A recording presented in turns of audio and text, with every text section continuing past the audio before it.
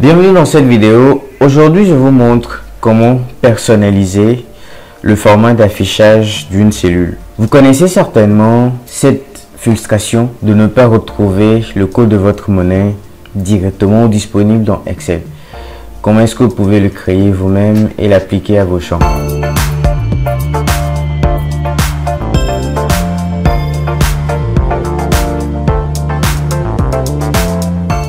Supposons que dans un tableau, je vais matérialiser les dettes et les entrées.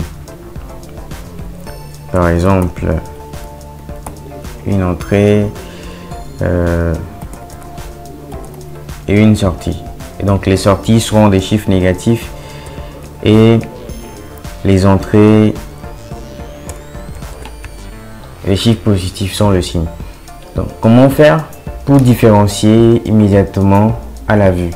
Donc je clique sur ma cellule, je vais dans format cellule en cliquant sur l'icône ici, soit en faisant clic droit format cellule.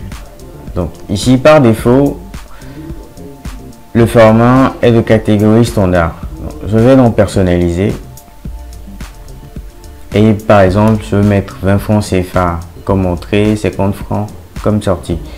Donc j'efface le standard et je mets dièse espace dièse deux fois. L'espace c'est pour matérialiser le séparateur de milliers. Donc si au troisième caractère je mets 0, lorsqu'aucune valeur ne sera disponible, 0 sera affiché dans la cellule. Mais si j'affiche dièse, lorsqu'aucune valeur ne sera disponible, la cellule sera vide. Donc, je vais mettre 0, le double guillemet, espace, franc, espace, CFA. Je mets un point virgule pour passer au côté négatif. Donc cette fois, je vais afficher ma valeur en rouge.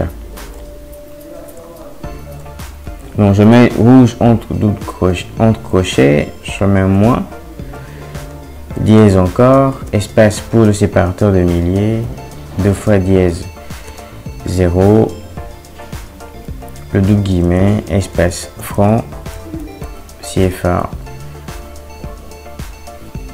et je fais OK. Immédiatement, j'ai mon 20 francs CFA. Donc je vais appliquer le format. Immédiatement, je vois que mon 50 est passé en rouge parce que c'est un chiffre négatif. Si par exemple vous êtes dans une zone où votre monnaie peut contenir des chiffres après la virgule ou simplement vous désirez utiliser des chiffres après la virgule, donc dans ce cas je vais mettre peut-être 1,5 cili par exemple. Donc je vais dans format cellule, personnaliser, et pour cette fois je vais mettre le cili avant la monnaie.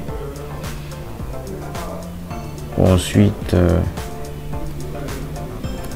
attendez, espace dièse espace dièse dièse 0,00 et je mets OK.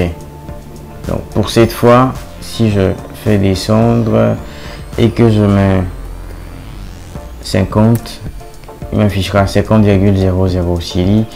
Si je mets 90,45, il mettra 90,45 cili. Donc que ce soit avant ou après, pour avant le chiffre, que ce soit le symbole de la monnaie avant le chiffre ou après le chiffre, vous pouvez aisément personnaliser cet affichage en allant dans la boîte format cellule. Et pour rappel, à chaque fois que vous faites une modification ici, elle est immédiatement rajoutée à la liste des formats personnalisés. Donc, pour supprimer, vous n'aurez qu'à sélectionner le format en question et cliquez sur supprimer pour supprimer effectivement ce format là de votre classeur. Ici nous avons 9 articles alors que dans la barre de formule on a 9, ce qui nous permet de faire une addition, la somme de tous les éléments présents jusqu'ici. Comment ça se fait? Nous allons regarder le format de cette cellule là.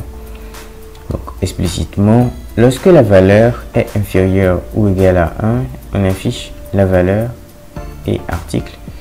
Lorsque cette valeur passe à un chiffre supérieur à 1, on affiche la valeur et article au pluriel. Ok.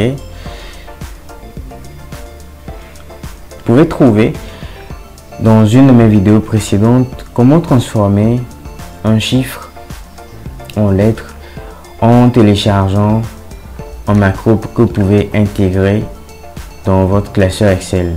Cela pourra vous être utile lorsque vous désirez transformer vos chiffres en lettres sur vos factures. Je vous remercie d'avoir suivi cette vidéo jusqu'au bout. Je vous donne rendez-vous dans une prochaine vidéo. Jusque là, portez-vous bien. Ciao, ciao.